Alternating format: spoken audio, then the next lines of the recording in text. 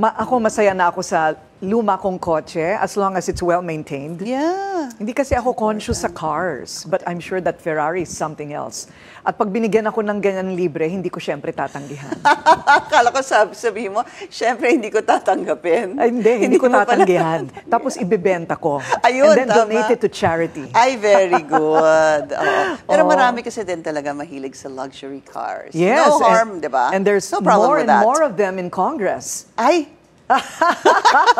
Yes, go to the parking lot of Congress. That's what they said. Itago naman. Ha? Itago naman. Aba, kung sa marangal naman na paraan yan nabili, bakit itatago? Pero nasa, di ba, you should live a modest life pag ikay isang public official.